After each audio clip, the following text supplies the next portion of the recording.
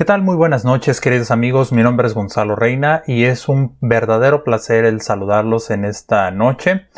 El tema que vamos a tratar el día de hoy, como lo habíamos anunciado, es el arrebatamiento de la iglesia. Y este acontecimiento es algo que va a ocurrir muy pronto. Esto es un acontecimiento, un evento sumamente importante y es de parte de Dios. Y este es algo que nunca ha visto y va a marcar el inicio de una serie de situaciones que van a ocurrir en la humanidad como no se ha visto antes. Y bueno, antes de comenzar, queremos propiamente definir qué es el arrebatamiento. Y la palabra arrebatamiento como tal, como siempre me gusta hacer con ustedes muy claro. La palabra como tal, arrebatamiento, no se va a encontrar en la Biblia. Este es un término que se va a tomar de una palabra que significa llevar, quitar o ser arrebatado. Pero el hecho de que la palabra no se encuentre en la Biblia no quiere decir que esto sea enseñado dentro de la misma escritura. Y de hecho, el negarlo va a ser ir en contra de lo que dice la misma palabra de Dios. Ahora bien, el arrebatamiento es un evento en el cual Dios va a quitar a los creyentes de la tierra para que comience un periodo en el que va a ser el justo juicio de parte de Dios, y esto va a suceder aquí en la tierra durante un periodo que se conoce como la tribulación.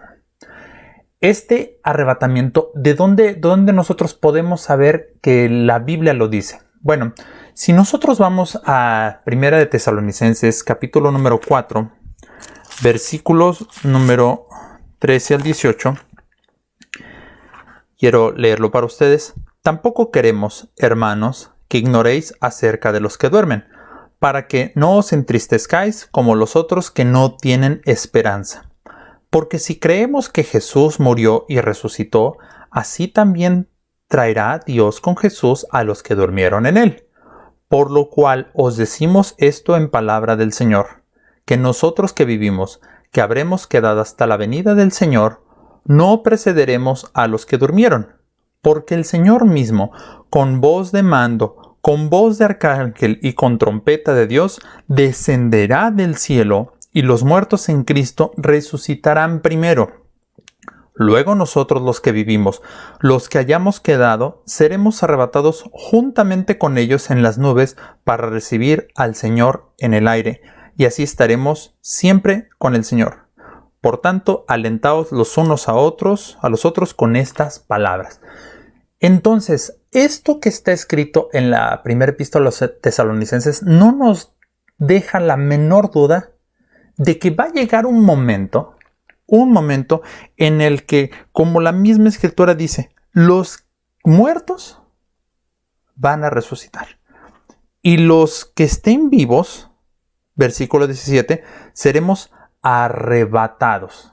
Entonces, la palabra, como decíamos, arrebatamiento así tal cual no está, pero el hecho de que esté la palabra arrebatados, o seremos quitados, ya nos da a entender de que esto va a ser algo rapidísimo, ¿ok? Ahora bien, también hay otra parte de la escritura que está en 1 Corintios 15, versículos 50 al 54. Pero esto digo, hermanos, que la carne y la sangre no pueden heredar el reino de Dios, ni la corrupción hereda la incorrupción. He aquí os digo un misterio. No todos dormiremos, pero todos seremos transformados. En un momento, en un abrir y cerrar de ojos, a la final trompeta, porque se tocará la trompeta, y los muertos serán resucitados incorruptibles, y nosotros seremos transformados. Porque es necesario que esto corruptible se vista de incorrupción, y esto mortal se vista de inmortalidad. Y cuando esto corruptible se haya vestido de incorrupción y esto mortal se haya vestido de inmortalidad, entonces se cumplirá la palabra que está escrita: sorbida es la muerte en victoria. Entonces, Pablo mediante el Espíritu Santo, la inspiración que le da el Espíritu Santo, nos está dejando aquí más detalles de cómo va a ser este evento en un abrir y cerrar de ojos. Así, acabo de pestañear y así de rápido va a ser ese evento. Es cierto, hay algunas películas como lo muestran, es que de pronto van a estar haciendo su vida cotidiana. Va a haber personas en el parque, va a haber personas en el súper, va a haber personas inclusive en las iglesias. Y de repente, ¡pum!, van a desaparecer las personas. ¿Quiénes son aquellos que van a desaparecer de acuerdo a lo que nosotros hemos leído? Van a ser aquellas personas que vivieron conforme a lo que dice la Biblia, que decidieron seguir al Señor Jesucristo. Entonces, porque claramente lo podemos ver, los muertos en Cristo resucitarán primero, es decir, los que murieron en esa esperanza. Y me llama mucho la atención de la primera epístola a los Tesalonicenses, capítulo 4, versículo 13, que dice: tampoco queremos, hermanos, que ignoréis acerca de los que duermen, para que no os entristezcáis como los otros que no tienen esperanza. Y fíjate, aquí hay una cosa muy importante, porque cuando una persona muere, hay un dolor en los familiares, pero es cierto, ese dolor es porque la persona amada ya no está con nosotros. Y pues si el mismo Señor Jesucristo se sintió triste, pues duele. En su humanidad el Señor Jesucristo también le dolió, se sintió mal, se sintió triste cuando Lázaro, su amigo, había muerto. Pero también hay otra cosa, y es que muchas personas no saben dónde van a pasar la eternidad. Y eso es lo que causa una situación en el fondo de nuestro corazón de saber qué va a pasar con él. ¿Qué va a pasar con él? Por eso Pablo aquí lo menciona, que no os entristezcáis como los otros que no tienen esperanza. ¿Y de qué esperanza está hablando? Bueno, precisamente de esta situación de la cual vamos a resucitar. Vamos a volver a vivir y vamos a estar en el reino de los cielos. Ahora, esto ya podríamos pensar, bueno, y entonces, ¿quiénes van a participar de este evento maravilloso? Y ya lo habíamos estado mencionando, que solamente aquellos que estuvieron, que se decidieron, que tomaron una decisión en vida de aceptar al Señor Jesucristo como su único y suficiente Salvador, van a ser los que van a estar ahí con Él. Los que murieron desde aquel entonces que murieron en la esperanza, hasta este momento, el momento en el que ocurra, que están muertos, van a resucitar. Y ese cuerpo que nos habla el apóstol en la primera epístola a los Corintios, va a ser transformado. ¿Y por qué tiene que ser ese cuerpo transformado? Bueno, pues este cuerpo, como sabemos, al final de cuentas, cuando morimos, se echa a perder.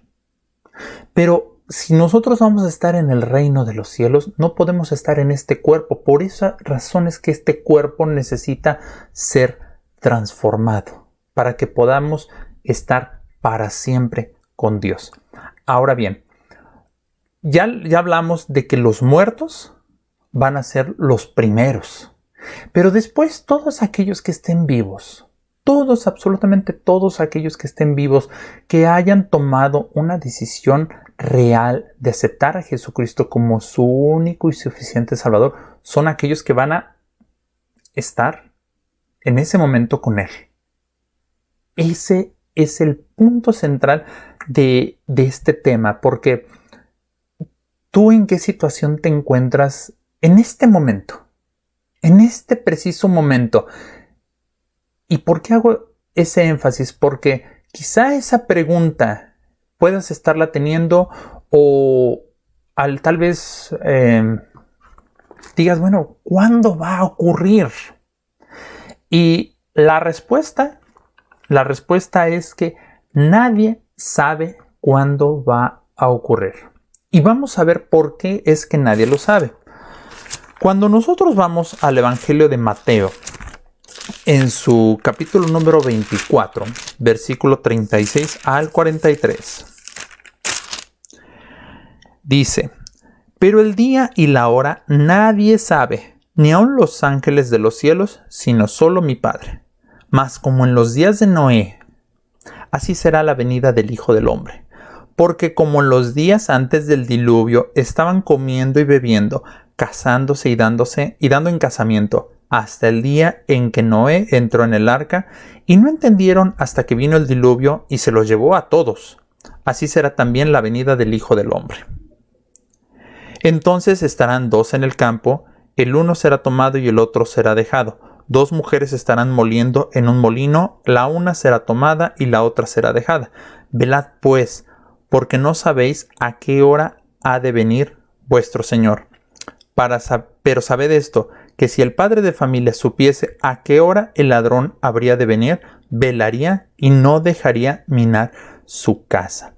Entonces, claramente el Señor Jesucristo está diciendo: el único que lo sabe es mi Padre. Ahora bien, cuando el Señor Jesucristo dijo solo mi Padre, lo que está diciendo es que solamente Dios sabe cuándo van a ocurrir estas cosas. Y el Evangelio de Marcos, en su capítulo número 13, versículo número 32, nos dice: pero de aquel día y de la hora nadie sabe, ni aun los ángeles que están en el cielo, ni el Hijo, sino el Padre. Y entonces aquí podrás decir: oye, Gonzalo, a ver, ¿qué está ocurriendo aquí? Porque como el Señor Jesucristo está hablando y dices que ni aun el Hijo va a saber. Pero anteriormente me explicaste y nos dijiste y nos mostraste con la Biblia que el Señor Jesucristo es Dios y que Dios lo sabe todo. Y entonces, ¿cómo me puedes decir ahora que el Hijo no lo sabe? Me habías dicho que no se contradecía la Biblia y ahora ya estoy confundido. Bueno, ¿qué es lo que sucede? El Señor Jesucristo en esa humanidad no lo sabía. En la parte humana. Claro, la parte divina, pues Él no dejó de ser Dios, pero en esa parte humana Él no lo sabía. ¿Y cómo podemos saber esto? Cuando nosotros vamos a Lucas, en su capítulo número 2, versículo número 52, nos dice: y Jesús crecía en sabiduría y en estatura y en gracia para con Dios y los hombres. El Señor Jesucristo en su humanidad también tuvo que aprender a hacer muchas cosas. Aprendió a leer, aprendió a escribir, aprendió a trabajar, aprendió todo. Pero esa parte humana, entonces, cuando nosotros vemos en Marcos que ni el Hijo, es que esa parte humana del Señor Jesucristo no la sabía. No sabía cuándo es que iba a ocurrir este momento. Así que, ¿por qué menciono todo esto acerca de los tiempos? Porque esto es algo que desde el principio del tiempo la gente ha estado fascinada, obsesionada con ponerle una fecha. Y desgraciadamente ha habido muchísimas personas que, basados en algunos cálculos, basados en algunos eventos que han ocurrido, tomando en cuenta una diversidad de cosas, han dicho: la fecha es tal año. Hay algunos que inclusive han sido más agresivos, por llamarlo de esta manera, y han dicho: el rapto, el arrebatamiento va a ser el tal día, en tal mes y en tal año. Y lo que sucede aquí es que de esta manera uno se está desprestigiando lo que dice la Biblia. Porque no muchas personas van a decir, bueno, pero es que vamos a ver, vamos a comprobar, sino simplemente escuchan y después no se cumple y dicen, entonces lo que dice la Biblia fue una mentira. Pero no fue una mentira, porque claramente acabamos de leer que el día y la hora nadie la sabe, ni los ángeles. Los ángeles están cerca de Dios y ni ellos mismos saben. Solamente Dios sabe cuándo va a ocurrir. Ahora, vamos a regresarnos un poco a este Evangelio de Mateo, porque dice que la gente en esos días, antes del diluvio, estaban comiendo, bebiendo, casándose y dándose en casamiento hasta el día en que Noé entró al arca. Es decir, estaban teniendo su vida normal. Noé, ¿qué pasó con Noé? Que por cierto, este pasaje es precioso porque confirma un evento que muchas personas dicen que no fue cierto. El Señor Jesucristo dijo, lo que pasó allá en el diluvio, así como pasó en aquel tiempo, así va a ser. Entonces el Señor Jesucristo confirma que el diluvio, nada más para dejarle una prueba más a las personas, confirma que el diluvio es real. Pero bueno, regresando a este tema, el hecho de que estuvieran las personas teniendo su vida normal, habla de que va a ser como un día cualquiera. Para la fecha en la que se está transmitiendo esto y se está grabando, estamos todavía en medio de una pandemia por el coronavirus, ¿ok? Y pues va a haber personas que van a estar preocupadas por lo que van a conseguir de comer, personas que van a estar preocupadas porque tienen algún familiar enfermo, personas que van a estar tristes porque un familiar o un amigo murió por el coronavirus. En fin, van a estar haciendo sus cosas. Los niños van a estar jugando, las mujeres van a estar cocinando, van a estar en el trabajo y de pronto va a ser este evento maravilloso. Así que, si nosotros miramos, que también dice el Evangelio de Mateo, que si un padre de familia supiera a qué hora va a venir un ladrón, estaría, pero atento. Ese es el trabajo de un velador. Un vigilante, es estar atento cuando va a ocurrir alguna situación en la cual ellos tengan que reaccionar.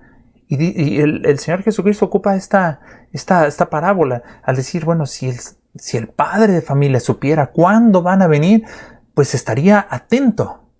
Pero uno no va a estar dedicado para ver, ¿cuándo se van a meter a mi casa? Para actuar. No. Uno no va a estar haciendo eso, porque si no, entonces ¿cuándo va a dormir uno? ¿O cuándo va uno a descansar? ¿O cuándo uno va a comer? En fin. Entonces uno tiene que estar en su vida haciendo sus cosas y no va a estar uno atento. Sin embargo, uno sí debe de estar preparado. ¿Y cómo nosotros podemos estar preparados? ¿Qué puedo yo hacer para estar listo ante este acontecimiento glorioso? Bueno, para poder participar del arrebatamiento de la iglesia, primero que nada, el primer punto, es que tú creas con todo tu corazón que Jesucristo es tu único y suficiente Salvador, y que esto que tú crees también lo digas con tus labios. ¿Por qué hago énfasis en que tú lo tienes que decir con tus labios? Bueno, primero que nada, ¿qué dice la Biblia? Romanos, capítulo número 10, versículos 9 al 11. Romanos 10, versículos 9 al 11. Que si confesares con tu boca que Jesús es el Señor y creyeres en tu corazón que Dios le levantó de los muertos, serás salvo. Porque con el corazón se cree para justicia, pero con la boca se confiesa para salvación. Pues la Escritura dice, todo aquel que en él cree no será avergonzado. Entonces, la misma Escritura nos está aquí diciendo que debemos de confesar con nuestra boca, es decir, hablarlo. Y el hecho de hacer una confesión es que lo digas con tu boca, quiere decir que tú estás reconociendo aquello que tú estás diciendo, que tú verdaderamente lo crees. Y claro, fíjense una cosa, podrán decir, bueno, pues tú puedes decir cualquier cosa, pero no quiere decir que eso sea real. Pero si se fijan, hace la conexión, ¿ok? Que con el corazón se cree para justicia. Entonces, hay una conexión y hay una honestidad implícita en todo esto, en el cual yo creo en mi corazón, pero yo al momento de que abro mis labios y digo, sí creo que tú, Señor Jesucristo, eres mi único y suficiente Salvador, cambian las cosas. Tú en ese momento, como lo veíamos en sesiones anteriores, pero vale la pena retomarlo. En ese momento en el que tú con tu boca dices, Señor Jesucristo, yo creo que tú eres mi Salvador, yo creo que tú perdonaste mis pecados. En ese momento, tú eres salvo. Y hablábamos acerca del hecho de la santidad posicional, ¿recuerdas? En ese momento tú eres puesto aparte. Y en ese momento va a comenzar un trabajo, que es la santidad progresiva, que hablábamos en el video de la santidad. Pero en ese momento tú ya eres salvo. Entonces, a partir de ese momento, tú ya vas a tener la esperanza de la vida eterna. Así que si en ese momento ocurriera el arrebatamiento, te vas con el Señor. Así, te vas. Lo cual debe de llevarte a pensar en lo siguiente. ¿Tú sabes lo que va a pasar en los próximos 5 minutos de tu vida?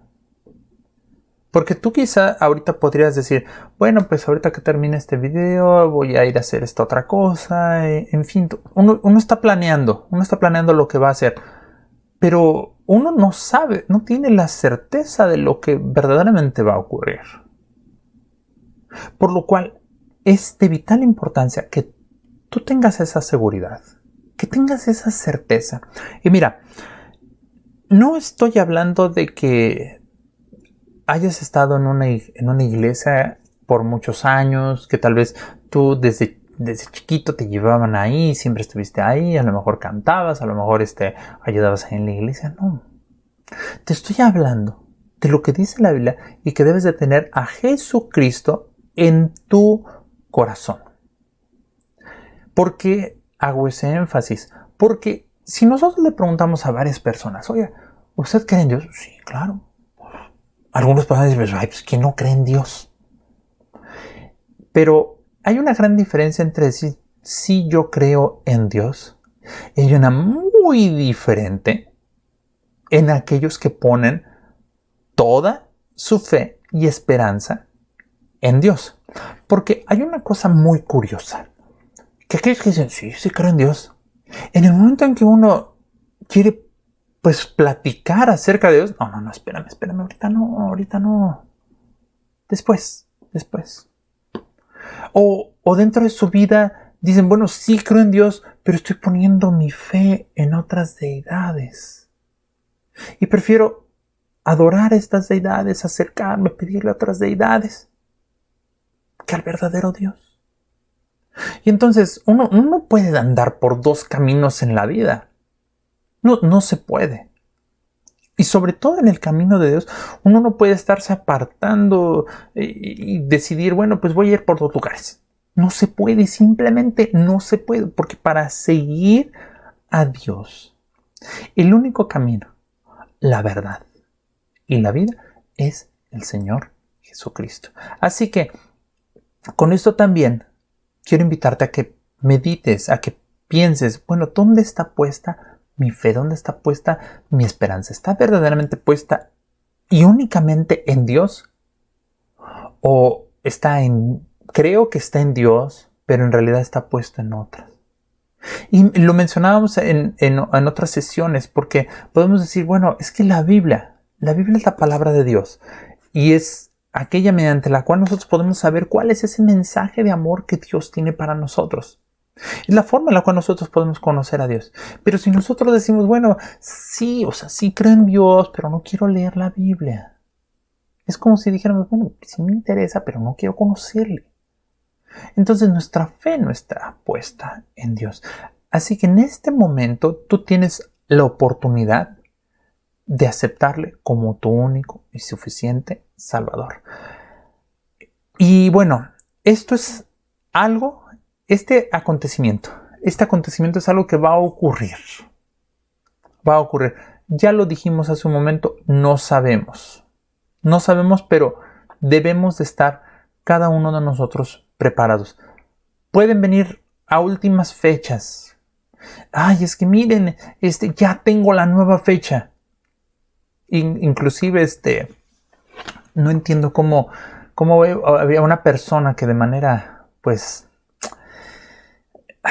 aventurada, publicaba, bueno, es que en tal fecha dije que iba a ser tal fecha, pero después me equivoqué y la nueva fecha es esta. Y eso es lo que pone en toda su página. Esas personas son simplemente engañadores, son mentirosos.